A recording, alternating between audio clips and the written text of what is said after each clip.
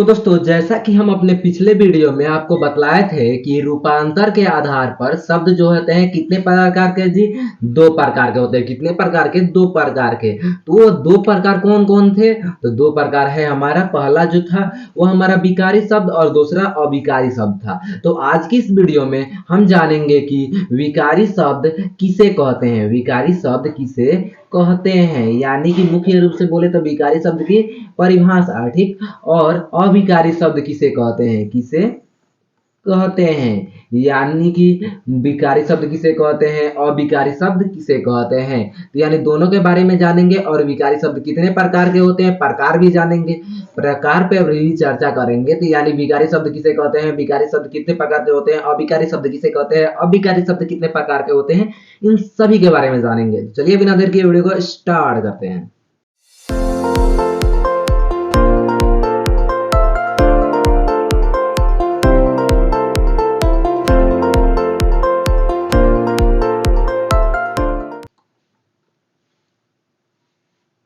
तो दोस्तों, हम सबसे पहले जानेंगे कि विकारी शब्द किसे कहते हैं। यानी कि विकारी शब्द की परिभाषा। तो परिभाषा कहता है कि वैसे शब्द जो लिंग, वचन, पुरुष, कारक के अनुसार अपना रूप बदलते हैं उसे विकारी शब्द कहते हैं।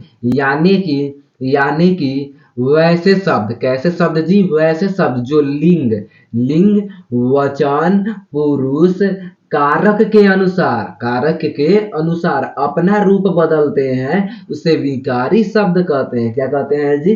विकारी शब्द कहते हैं। अब कैसे बदलते हैं तो थोड़ा उदाहरण से समझ लीजिए। मान लीजिए कि कहता है यहाँ पर लड़का, ठीक, लड़का, ठीक। तो जैसे क्या है, लड़का है। और लड़का क्या है? तो लड़का एक शब्द है ना जी। अब इस लड़का से अगर इसे अब जैसे लिंग के अनुसार इसको बदले तो क्या हो जाएगा? लड़की हो जाएगा कि नहीं हो जाएगा? ठीक। तो यानी लड़की जब बोल रहे हैं तो किसमें परिवर्तन आया है? सॉरी यार। तो लड़की जब बोल रहे हैं तो किसमें परिवर्तन आ रहा है? तो लिंग में परिवर्तन आ रहा है कि नहीं आ रहा है? यानी इससे ये लड़का जो था, ये क्या था जी? ये लड़का जो था वो पुल्लिंग था और लड़की स्त्रीलिंग हो गई।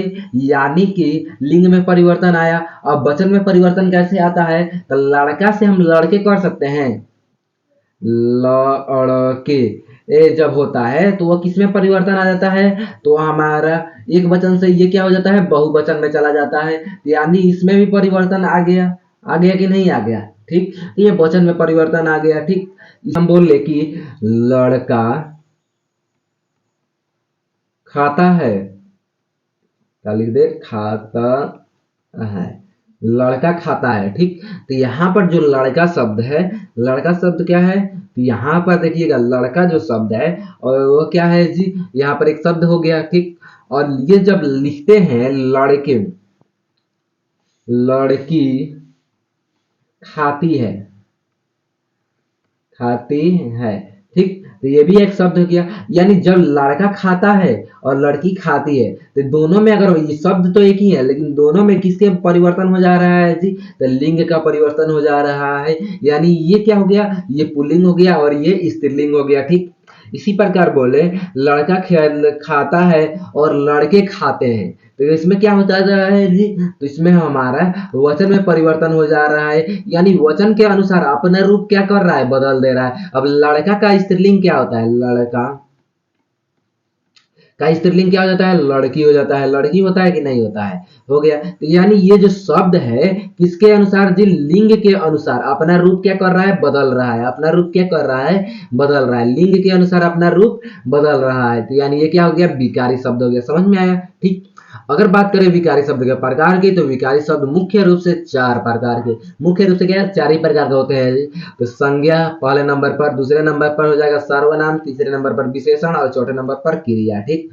संज्ञा, सर्वनाम, विशेषण, क्रिया। याद रखिएगा संज्ञा, सर्वनाम, विशेषण, क्रिया किसके भाग है जी? तो विकारी शब्द के भाग हैं। यानी विकारी शब्द के प्रकार हैं जी, ठीक। तो हम डायरेक्ट पढ़ते हैं संज्ञा, सर्वनाम, लेकिन हमको पता नहीं होता है कि ये किसके भाग है, ठीक है। ये विकारी शब्द के भाग है, ठीक।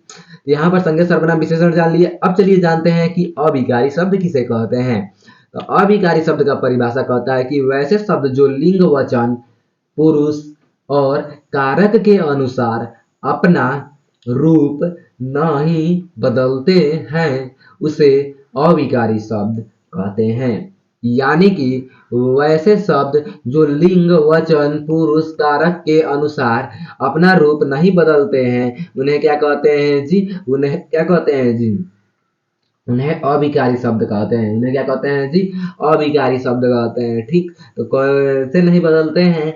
तो आपको एक ऐसे शब्द का उदाहरण देना है जो अपना लिंग, वचन और पुरुष और कारक के अनुसार अपना रूप नहीं बदलता है।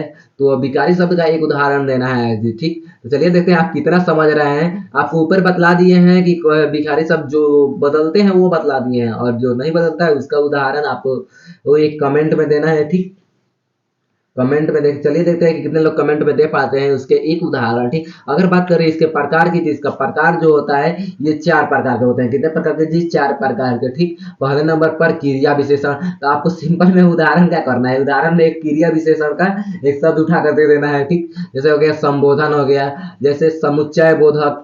ठीक, और चौथे नंबर पर क्या हो जाएगा? विषमयादि बोधक। यानी कि पहले नंबर पर क्रिया विशेषण। ठीक, अभिकारी शब्द कितने प्रकार के? 4 प्रकार के होते हैं। कितने प्रकार के? 4 प्रकार के।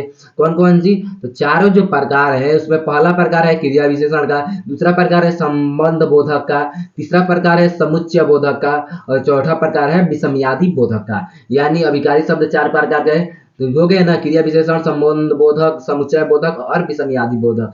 और जो अभिकारी शब्द है वो भी 4 प्रकार के। कितने प्रकार के? 4 प्रकार के। ठीक, जैसे हम पढ़ते नहीं है कि जैसे इंग्लिश में पढ़ते नहीं है पार्ट्स ऑफ स्पीच, तो वही समझ लीजिए कि ये क्या है? हिंदी व्याकरण का पार्ट्स ऑफ स्पीच है। 4 गो 8 गो है ना जी, तो ये हिंदी व्याकरण का पार्ट्स ऑफ स्पीच है। ठीक, तो यहाँ पर 4 गो जो होते हैं वो संज्ञा, सर्वनाम, विशेषण हो गए। यानी अभिकारी सॉरी विकारी शब्द में संज्ञा, संज्ञा, सर्वनाम, विशेषण हो गए। ठीक, और संज्ञा, सर्वनाम, विशेषण और क्रिया ना जी।